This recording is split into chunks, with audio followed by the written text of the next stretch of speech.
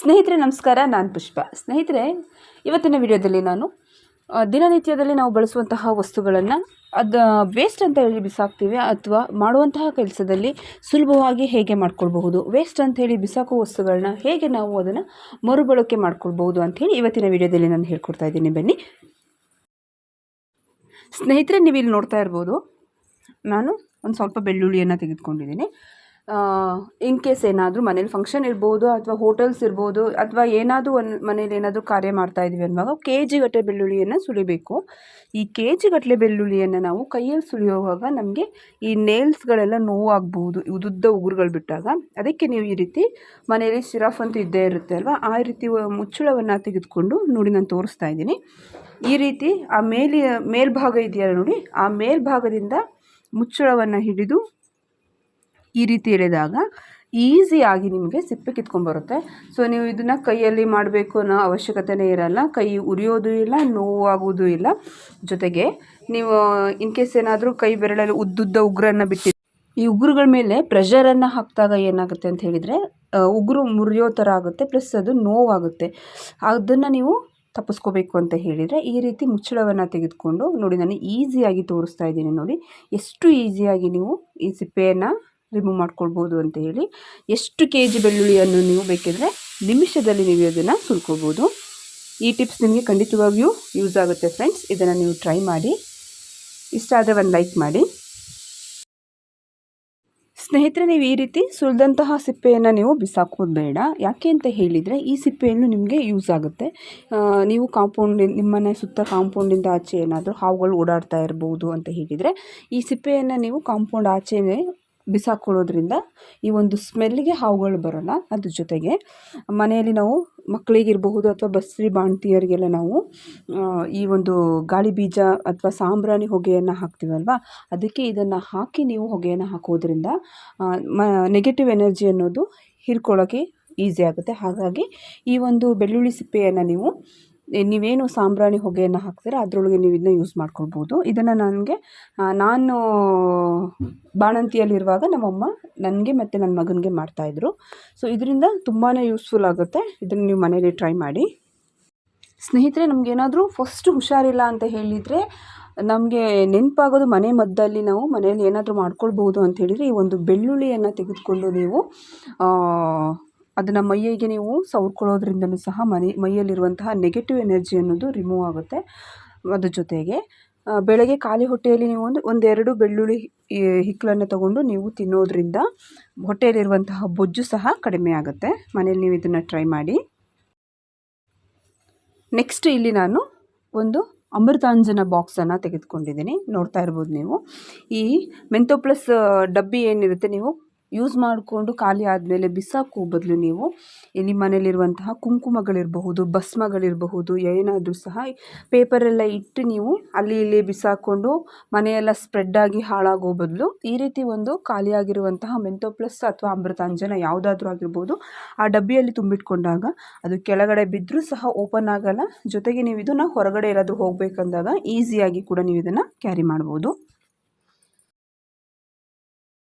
ಸ್ನೇಹಿತರೆ, ನೋಡ್ತಾ ಇರ್ಬೋದು, ಇಲ್ಲಿ ನಾವೇನು ಗ್ಯಾಸ್ ಹಚ್ಚೋಕ್ಕೆ ಲೈಟರ್ನ ಯೂಸ್ ಮಾಡ್ತೀವಿ ಅದನ್ನು ತೋರಿಸ್ತಾ ಇದ್ದೀನಿ. ನೋಡಿ ಅದೆಷ್ಟು ಒಂದು ಕೊಳೆ ಕೂತಿದೆ ಅಂತ ಹೇಳಿ ನಿಮಗೆ ಕಾಣಿಸ್ತಾ ಇದೆ. ಸೊ ತುಕ್ಕು ಹಿಡ್ದಂಗೂ ಸಹ ಆಗಿದೆ. ಯಾಕೆ ಇದು ನಾವು ಸ್ಟವ್ ಹತ್ರ ಇಟ್ಕೊಂಡಾಗ ಎಣ್ಣೆ ಕೈಯಲ್ಲಿ ಮುಟ್ಟಿದಾಗ ಕೊಳೆ ಕೂತು ಈ ರೀತಿ ಅಂಟಾಗಿರುತ್ತೆ ಅಲ್ವಾ. ಸೊ ಅದಕ್ಕೆ ನೀವು ಮನೆಯಲ್ಲಿ ಕರಗಿರೋದನ್ನ ನಾವು ಹೇಗೆ ಯೂಸ್ ಮಾಡ್ಕೊಳ್ಬೋದು ಅಂತೇಳಿ ತೋರಿಸ್ತಾ ಇದ್ದೀನಿ. ಯಾವುದಾದ್ರೂ ಆಗಿರ್ಬೋದು, ಹಿರಳೆಕಾಯಿ ಇರಬಹುದು, ದಗ್ಗಿಳಿಕಾಯಿ ಇರ್ಬೋದು, ಲೆಮನ್ ಇರಬಹುದು, ಯಾವುದಾದ್ರೂ ಅಷ್ಟೇ ಚೆನ್ನಾಗಿರೋದ್ರು ನಾವು ಬೇರೆ ಏನಕ್ಕಾದ್ರೂ ಯೂಸ್ ಮಾಡ್ಕೊಬೋದಲ್ವ. ಈ ರೀತಿ ಹಾಳಾಗಿರೋದು ಒಂದು ಹುಳಿಕಾಯನ್ನು ನೀವು ತೆಗೆದುಕೊಂಡು ಅದಕ್ಕೆ ನೀವು ಸ್ವಲ್ಪ ಉಪ್ಪನ್ನು ಸೇರಿಸ್ಕೊಳ್ಳಿ. ಅದ್ರ ಮೇಲೆ ಸ್ವಲ್ಪ ಉಪ್ಪನ್ನು ಹಾಕ್ಕೊಳ್ಳಿ. ಅದ್ರ ಮೇಲೆ ಉಪ್ಪನ್ನು ಹಾಕಿದ ಮೇಲೆ ಉಪ್ಪು ಎಷ್ಟು ಹಾಕ್ಕೊಳ್ತೀರಾ ಅದಷ್ಟು ನೋಡಿಕೊಂಡು ಸ್ವಲ್ಪ ಸೋಡಾವನ್ನು ಸೇರಿಸ್ಕೊಳ್ಳಿ. ಅಡುಗೆ ಸೋಡಾ ನಾವೇನು ಮನೇಲಿ ಯೂಸ್ ಮಾಡ್ತೀವಿ ಆ ಸೋಡಾವನ್ನು ಸೇರಿಸ್ಕೊಂಡು ಚೆನ್ನಾಗಿ ಅದ್ರ ಮೇಲೆ ರಬ್ ಮಾಡ್ಕೊಳ್ತಾ ಬನ್ನಿ. ಇದಕ್ಕೆ ನೀರನ್ನು ಹಾಕೋದು ಬೇಡ, ನೀರು ಹಾಕಿ ಉಜ್ಜೋದು ಬೇಡ. ಯಾಕೆ ಅಂತ ಹೇಳಿದರೆ ನೀರು ಬಿದ್ದಾಗ ಲೈಟರ್ ಕತ್ತಲ್ಲ. ಸೊ ಹಾಗಾಗಿ ನೀವು ಈ ಲೆಮನ್ ಏನಿದೆ ಅದನ್ನೇ ಉಜ್ಕೊಳ್ತಾ ಬನ್ನಿ. ಸೊ ಆ ಹೋಲ್ಸ್ ಹತ್ರ ಬಂದಾಗ ಸ್ವಲ್ಪ ನೋಡಿಕೊಂಡು ಇದನ್ನು ಮಾಡ್ಕೊಳ್ಳಿ. ಹುಳಿ ಎಲ್ಲ ಒಳಗಡೆ ಹೋದರೆ ಸೊ ಲೈಟರ್ ಹತ್ತುವಾಗ ಸ್ವಲ್ಪ ಕಷ್ಟ ಆಗುತ್ತೆ. ಸೊ ಹಾಗಾಗಿ ನೋಡಿ, ನೀಟಾಗಿ ಈ ರೀತಿ ರಬ್ ಮಾಡ್ಕೊಳ್ತಾ ಬನ್ನಿ.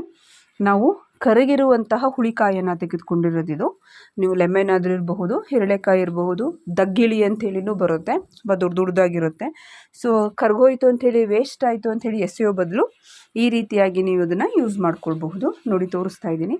ಸೊ ಇದನ್ನು ನೀಟಾಗಿ ಈ ರೀತಿ ಉಜ್ಕೊಳ್ತಾ ಬಂದಾಗ ಒಂದು ಸ್ವಲ್ಪನೂ ಅಲ್ಲಿರುವಂತಹ ತುಕ್ಕಿರಬಹುದು, ಎಣ್ಣೆ ಥರ ಇರೋ ಅಂಟಾಗಿರಬಹುದು, ಯಾವುದು ಸಹ ಉಳಿಯಲ್ಲ.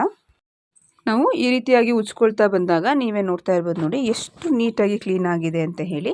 ಸೊ ಇದನ್ನು ನಾವು ಯಾವುದೇ ರೀತಿ ಪ್ರೆಷರನ್ನು ಹಾಕಿ ನಾರಿರಬಹುದು ಅಥವಾ ಬ್ರಷ್ ಇರ್ಬೋದು ಏನೂ ಸಹ ಯೂಸ್ ಮಾಡಿಲ್ಲ. ಸೊ ನೀಟಾಗಿದ್ದು ಚೆನ್ನಾಗಿ ಉಜ್ಕೊಂಡ್ಮೇಲೆ ಯಾವುದಾದ್ರೂ ಒಂದು ಕಾಟನ್ ಬಟ್ಟೆಯನ್ನು ತೆಗೆದುಕೊಂಡು ನೀಟಾಗಿ ಒರೆಸ್ಕೊಳ್ಳಿ.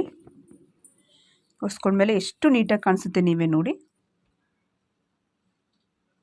ಸೊ ಈ ಟಿಪ್ಸ್ ನಿಮಗೆ ತುಂಬಾ ಯೂಸ್ಫುಲ್ ಆಗಿದೆ. ಇದನ್ನು ನೀವು ಮನೆಯಲ್ಲಿ ಟ್ರೈ ಮಾಡಿ. ಟಿಪ್ಗಳು ಹೇಗೆ ಅನಿಸ್ತು ಅಂತ ಹೇಳಿ ಕಮೆಂಟ್ ಮಾಡಿ. ಜೊತೆಗೆ ಇಷ್ಟ ಆದರೆ ಒಂದು ಲೈಕ್ ಮಾಡಿ. ಹೊಸದಾಗಿ ನೋಡ್ತಾ ಇರೋರು ಚಾನಲನ್ನು ಸಬ್ಸ್ಕ್ರೈಬ್ ಮಾಡ್ಕೊಳ್ಳಿ. ನೋಡಿ ನಿಮಗೆ ತೋರಿಸ್ತಾ ಇದ್ದೀನಿ ಎಷ್ಟು ಚೆನ್ನಾಗಾಗಿದೆ ಅಂಥೇಳಿ. ಸೊ ನಾವು ಕರಗಿದೆ ಅಂಥೇಳಿ ಹುಳಿಯನ್ನು ಸಹ ಎಸಿತಾ ಇಲ್ಲ, ಅದೇ ಹುಳಿಯನ್ನು ಯೂಸ್ ಮಾಡಿಕೊಂಡು ನೋಡಿ ವಸ್ತುವನ್ನು ಕ್ಲೀನ್ ಮಾಡ್ಕೊಳ್ತಾ ಇದ್ದೀವಿ. ಸಾಮಾನ್ಯವಾಗಿ ಎಲ್ಲ ಮನೆಯ ದೇವ್ರ ಮನೆಯಲ್ಲೂ ದೀಪಕ್ಕೆ ಹಾಕೋಕ್ಕೆ ನಾವು ಎಣ್ಣೆ ಬಾಟ್ಲಂತೂ ಇಟ್ಟಿರ್ತೀವಿ, ಹೌದಲ್ವ? ಈ ಎಣ್ಣೆ ಬಾಟ್ಲನ್ನು ನಾವು ದೀಪಕ್ಕೆ ಹಾಕಿಟ್ಟಾಗ ಅದರಲ್ಲಿ ಎಣ್ಣೆ ಸೋರಿ ಕೆಳಗಡೆ ಅಂಟಾಗಿರಬಹುದು, ಇಲ್ಲಾಂದರೆ ಎಣ್ಣೆ ಎಲ್ಲ ಚೆಲ್ಲಿ ಆ ದೇವ್ರ ಮನೆಯೆಲ್ಲ ಒಂಥರ ಅಂಟಂಟು ಥರ ಆಗಿರಬಹುದು. ಈ ರೀತಿ ಈ ಎಣ್ಣೆ ಬಾಟ್ಲನ್ನೇ ನಾವು ಈ ರೀತಿ ಅಂಟಂಟು ಆಗಬಾರ್ದು ಅಂತ ಹೇಳಿದರೆ ನಾವು ಮನೆಯಲ್ಲಿರುವಂತಹ ಒಂದು ಟಿಶ್ಯೂ ಪೇಪರನ್ನು ತೆಗೆದುಕೊಳ್ಳಿ. ಆ ಟಿಶ್ಯೂ ಪೇಪರನ್ನು ನೀವು ಕಟ್ ಮಾಡ್ಕೊಳ್ಳಿ. ಇಲ್ಲ ಅಂತ ಹೇಳಿದರೆ ಪೂರ್ತಿಯಾಗಿ ಬೇಕಿದ್ರೆ ನೀವು ಯೂಸ್ ಬೇಕಿದ್ರೆ ಮಾಡಬಹುದು. ಆ ಟಿಶ್ಯೂ ಪೇಪರನ್ನು ನೀವು ಎಣ್ಣೆ ಬಾಟ್ಲಿಗೆ ಈ ರೀತಿ ಸುತ್ಕೊಳ್ತಾ ಬನ್ನಿ. ನೀಟಾಗಿ ಈ ರೀತಿ ಸುತ್ಕೊಳ್ತಾ ಬರೋದ್ರಿಂದ ಸುತ್ತಿ ಅದ್ರ ಮೇಲೆ ನೀವು ಒಂದು ರಬ್ಬರ್ ಬ್ಯಾಂಡನ್ನು ಹಾಕ್ಕೊಳ್ಳಿ. ಈ ರೀತಿ ಮಾಡೋದ್ರಿಂದ ಏನಾಗುತ್ತೆ ಅಂತ ಹೇಳಿದರೆ ಟಿಶ್ಯೂ ಪೇಪರು ಎಣ್ಣೆಯನ್ನು ಹೀರ್ಕೊಳ್ಳುತ್ತೆ. ಸೊ ನಾವು ಎಣ್ಣೆಯನ್ನು ಹಾಕುವಾಗ ದೀಪಕ್ಕೆ ಏನಾದರೂ ಇನ್ ಕೇಸ್ ಚೆಲ್ಲಿದರೂ ಸಹ ಆ ಟಿಶ್ಯೂ ಪೇಪರಲ್ಲಿ ಅಂಟ್ಕೊಂಡಿರುತ್ತೆ, ಕೆಳಗೂ ಸಹ ಹೋಗಲ್ಲ.